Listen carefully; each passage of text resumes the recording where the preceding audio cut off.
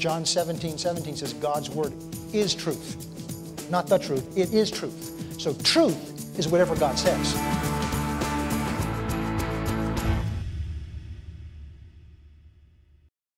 What's this all about? What's the focus of all of this? Why follow Him? Why has He called us to follow Him? Why has He chosen us? Why is He going to remake us? And that's what we're going to talk about now. That's what we're going to begin to talk about now. All right, but we've needed that background and that preparation. So often we just jump into what we're supposed to do without getting the right foundation. And I know sometimes you may get frustrated with me. I do too. We go so slowly, but laying foundations take time. And if you lay a solid foundation, then He can build a quick work on it. But if we try to lay a sloppy, quick foundation because we want to get onto the good stuff, then that building will not stand very long. At least it won't stand the test. All right, so what has He called us to do? What are we to follow? What's He doing that we're to follow Him in? What is it He's going to remake us so that we're now capable of doing? Well, it's right here. Follow me, and I will make you fishers of men. That's the purpose of your life. That's the vision for this church. It's real simple. To equip us, encourage us, train us, so that we would go out and be fishers of men. Not fishers of fish. I mean, there's nothing wrong with fishing for recreation, or some of us there's some in this church that's their profession. That's their livelihood. But the livelihood that all of us have, the calling, the reason you exist, the reason you're still here is because there's a call on your life to be fishers of men. God cares about people. Things are useful and used for His purposes. Remember the prayer Jesus taught His disciples? When they said, Lord, teach us how to pray, because the tradition was that your rabbi that trained you would teach you in the rote manner of prayer. And He says, Lord, teach us to pray. He says, Our Father who art in heaven, hallowed be thy name. We've done that. We've honored His name this morning. Thy kingdom come. Thy will be done. Our lives are full of ambitions and purposes and goals, and some of us have clearer goals than others. Some of us don't know what goals are, but you have them. You may not be able to state them clearly. We all have things we want to see done, things we want to see accomplished in our family, in our finances, in our health, things I want to see happen. And we get frustrated when those things don't happen the way we think they ought to happen, or when we think they ought to happen. See, if you're frustrated, it's because you're expecting something you're not getting. That gap is what's causing the frustration. So you've either got to find out whether what you're expecting is right and realistic, because if it's not, you're going to have to adjust what you're expecting, or you'll be frustrated. But the real answer is to find out what God's expecting. Real maturity is when we begin to, instead of getting God involved in our lives, we begin to get involved in what's important to Him. That's part of maturing as an adult, as a child. A small child's world revolves around them. All a baby cares of is that their tummy's full and the other end of them is dry. That's basically it. And they'll let you know if they're not getting what they want. That's because they're infants. But when we're 20 years old and we're still crying because we're not getting what we want and our world still revolves around us, then we've got some growing up to do. And I saw as our children grew up, gradually they begin to take on an interest in what was important to us. And that's true spiritually.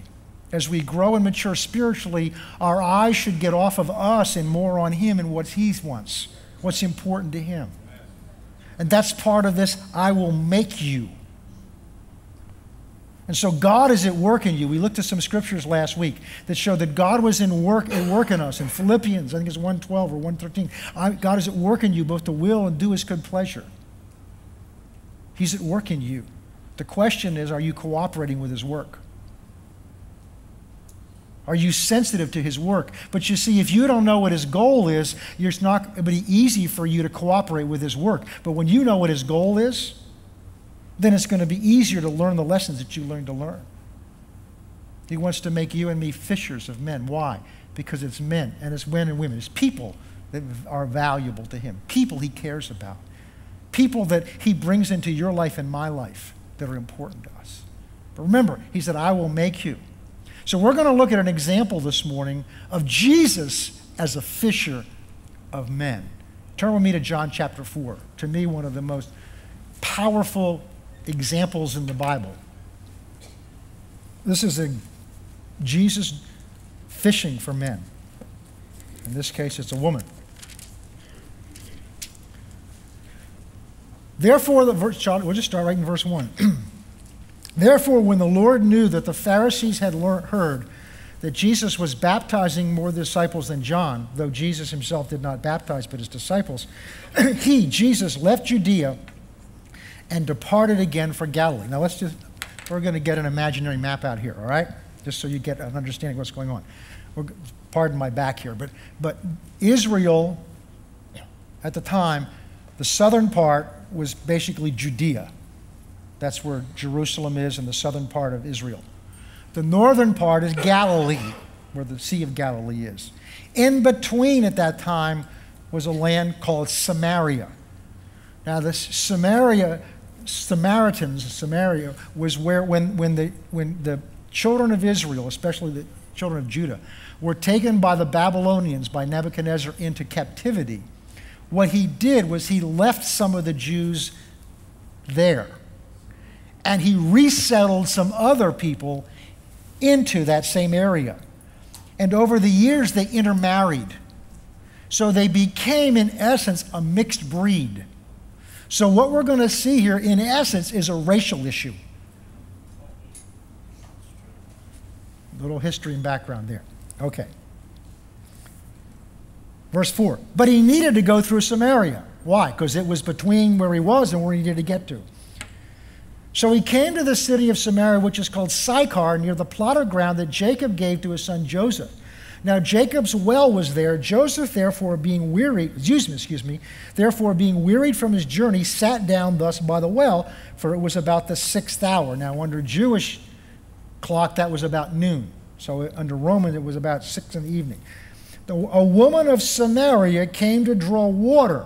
So she's just about her normal routine of life. By the way, where do you catch fish? This is not a trick question.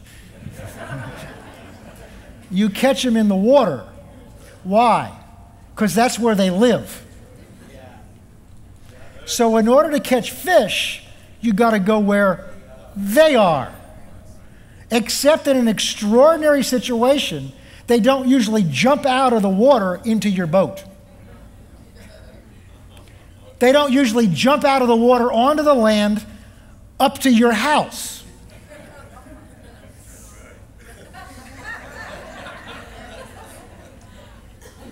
But isn't that what we expect them to do in church?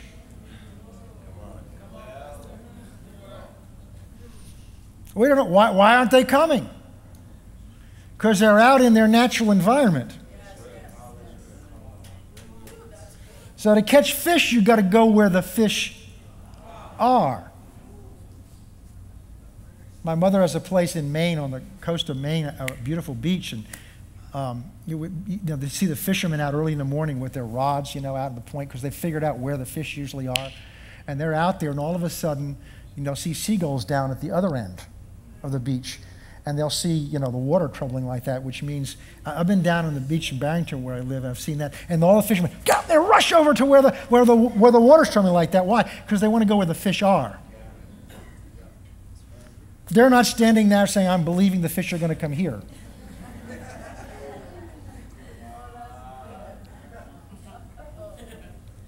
So you got to go where the fish are if you really want to catch them. Now, if you just want to be out fishing, so you can say you were fishing, you don't need to go where the fish are, because you got your fishing equipment and you went fishing. But if you want to catch fish, you got to find out where the fish are. And then we're going to see you got to find out what they're hungry for. I don't know why they don't come. I don't know why the fish don't just jump out of the sea and land at my feet, get in my, I don't know why they don't do that, because fish don't do that. You got to go with, they don't want to come out of where they are. They want to stay where they are. So we've got to go where they are and show them something as a reason why I ought to come where we are. And that's what he's about here. But he's using everyday, natural things. Notice he's not standing up preaching. Notice he's not condemning this woman. He's not sitting there saying, you're going to go to hell if you don't listen to what I have to say. Notice what he does here, because he's a fisher of men. And this story is in here to teach us and train us how to fish in the circumstances of our life. In everyday circumstances around you, there's fish. There's fish. All right. His fish. Now, a little background here. Jews didn't talk to Samaritans, and Samaritans didn't talk to Jews. Second thing, men didn't talk to women directly. So to have a Jewish man talking to a Samaritan woman was breaking two customs, two traditions, two barriers, two walls. But Jesus wasn't so concerned about barriers and walls, was he? So a woman of Samaria came to draw water, and Jesus said to her, so he speaks to her, please give me a drink. Isn't that interesting? He doesn't start preaching to her. He asks for something from her. She's going to automatically have walls up. She recognizes that he's a Jewish teacher by his clothes, and he's male. And they're not supposed to have any contact with each other. So she's most likely going to be intimidated by him. All their traditions, all their customs said, you can't talk to him, he can't talk to you. So instead of coming on strong at her, he simply displays a need. He's vulnerable before her. Say, would you please give me a drink of water? So often we don't know how to begin a conversation with somebody because we're there to evangelize. We're there to get them saved. I don't have any notches on my gun lately. You know, there's a mentality about their evangelism that's like the old gunslingers of the West, the old West, you know. You know, I got 4 saved this week. I got notches on my gun to prove it. It's all about having his heart for them. So he just says, I'm thirsty. Would you please give me a drink of water? That begins to break a barrier down. That begins to break a barrier of separation down. He's vulnerable before her. I'm thirsty. Would you give me something to drink? Let's see her reaction. This is a wonderful progression here. For his disciples had gone away into the city to buy food. Then the woman of Samaria said to him, how is it that you, being a Jew, ask a drink from me, a Samaritan woman? Now we'll see later on in verse 27 that the disciples were surprised he'd been talking to a woman. And he answered and said to her, now what's happening is she's engaging in a conversation with him. Now he's going to begin to move the conversation. And he says, if you knew the gift of God and who it is that says to you, give me a drink, you would have asked of him and he would have given you living water. Now, she doesn't understand. We know who he's talking about because we've received that living water. She has no clue what he's talking about. You've got to be careful, you know, when you're talking to unbelievers. We use church language. We assume they know what we know. You didn't know what you knew until you knew him. The Bible says that it says in 1 Corinthians that spiritually things are spiritually discerned, and a carnal man, not just a carnal Christian, but an unsaved person cannot understand the things of the Spirit. Why? He's not in them. So don't expect them to understand. And that's one of the mistakes I've had to learn to get over, because my background is I was a philosophy major, I was a lawyer for 20-some years. My basic, and I'm a teacher. So my confidence is I can explain it clearly enough they'll get it. If I can teach, then I got to teach it better. But it's not a mental thing. There may be some understanding involved, but ultimately it's believe in the heart. It's believing in the heart. It's a work of the Spirit to take your words, my words, and touch their heart with that words. I can't get anybody saved. My job is just to tell them some things. And the Spirit of God's job is to take what I say, those words, but they've got to be real, they've got to be heartfelt, they've got then anointed by the Spirit, and touch their heart with it. But I've got to do my part so He can do His part. So Jesus said, if you knew who it was that's talking to you, and the gift of God that He was, then you would ask of Him, and He would give you living water. She doesn't know what He's talking about at this point. All He's trying to do is get her curiosity. Now, I know there's types of fishing, which we may get into later with the use nets, and that's what these men did for large fishing. But if you're going to go out catching single fish, you use a hook and something you put on that hook, isn't it? What's it called? Bait. Why? Won't they just bite at the hook? You mean if I just throw the hook in the water, they don't just bite at that? Why not? There's nothing attractive about it, is there? It would be painful to them, and it is for them. So they're not going to bite at an empty hook. There has to be something on that hook that they want. There has to be something on that hook that's desirable to them, that's to draw them towards what the fisherman wants for them, which is to catch them, which is what our calling is. That's what he's doing. He's baiting the hook because he's beginning to talk about something that he knows down inside she desperately needs. She hasn't acknowledged her need yet, but he knows she needs it. What he's going to start doing is talking about a natural thing that she can relate to and understand, but what he's after is giving her the spiritual thing that she desperately needs but doesn't know she needs yet. All right.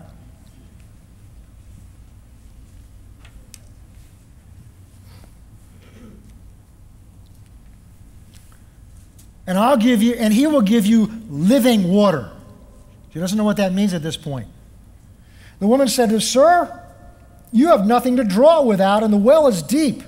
Where are you going to go get living water? Are you greater than our father Jacob, who gave us the well, who drank from it himself just as his sons and his livestock? In other words, he dug the well, and you're going to get something out of the well with nothing to draw with it? Are you greater than he? Obviously he was, but that's not what the issue is. Jesus in answer said to her, still trying to bring her to another level, whoever drinks of this water will thirst again. She understood that. Why? Because she had to come back every day and fill her water pots up. She understood the idea that the natural water, although it gave a temporary relief, it did not ultimately satisfy, because she had to come back day after day after day to get this water because she always needed more. All right.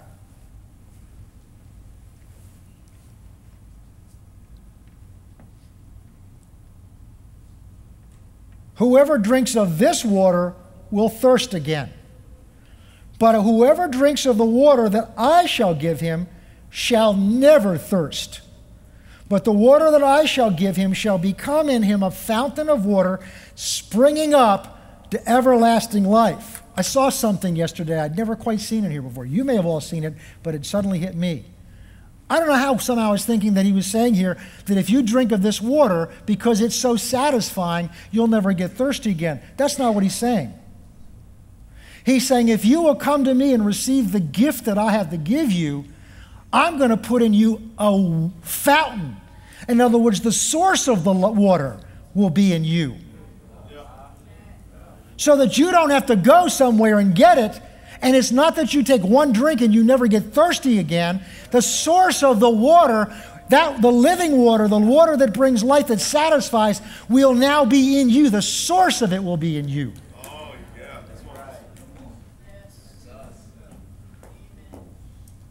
Now, it's been very hot here, obviously, and in other parts of the country. Have you been thirsty in the last few weeks? Thirst is a need. Thirst is a desire. It starts as a desire. But if you don't satisfy that thirst, what happens is it becomes a drive. I mean, first it starts as kind of, a matter of taste. Well, you're thirsty. What would you like? My wife often, for dinner, says, what would you like to drink for dinner? Well, it's some water, maybe some milk or something like that. It's no urgency because I'd like something to drink with the food so it doesn't get dry in my mouth. But if I haven't had anything to drink all day, now it's a matter of what's going to satisfy that taste, that need.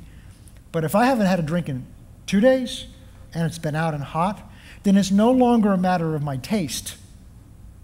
Do I want milk or water or tea or something like that?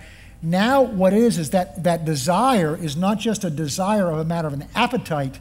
It's an expression of a deep need that my physical body has because my physical body must have water to survive.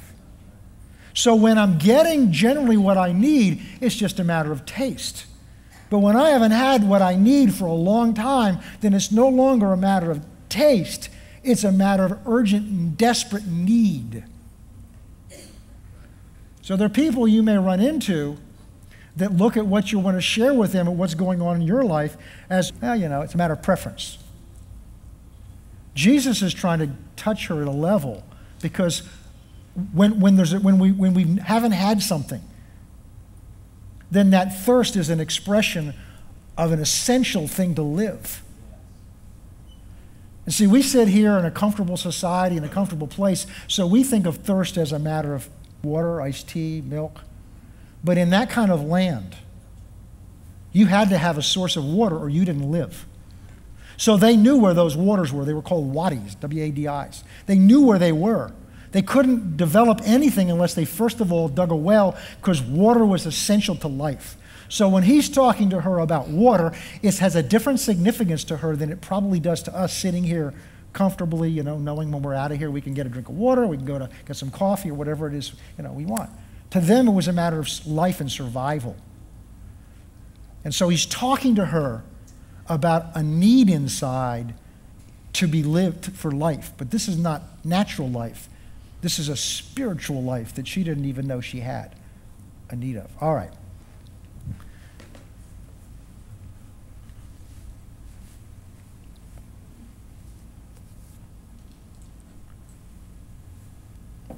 Verse 13, Jesus answered and said to her, whoever drinks of this water will thirst again.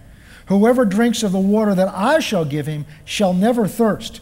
But the water that I shall give him will become in him a fountain of water springing up to everlasting life.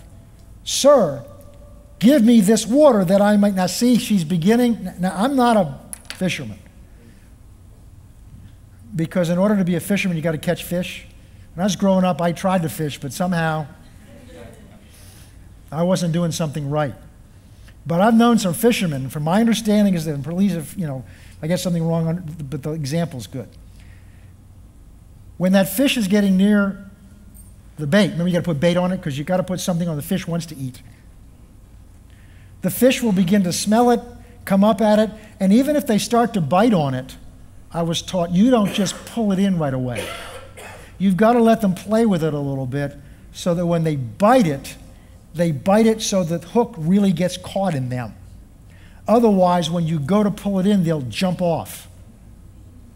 Now, there's a lesson in this. That's what he's doing here. She's now smelling something. She's now sensing something that's touching a desire in her. So she's stepping a step further with him. This is why when you're fishing for men, you've got to learn to be sensitive to the Spirit. He'll show you what to say, what not to say. And often it's little simple things that can catch somebody's attention. And be sensitive to what's going on. And it may take place over a period of time. It may not be in one sitting like his. It may be at work and somebody comes to you and just says something to you and they know you're a Christian and you just share some little thing with them and then you just kind of wait and see what they do. They're smelling the bait. They may come up and play with it a little bit. And you'll know when they're ready because there'll be a pull on the line. That's what he's doing here. And so she's beginning to get interested in what he's talking about. Now, one side thing here. I started by saying, understand that the Jews and the Samaritans didn't talk to each other. They were bitter hatred. So notice what Jesus is doing. He's crossing the boundaries. It's the love of God going outside the normal comfort zone and boundaries. That's where the fish are.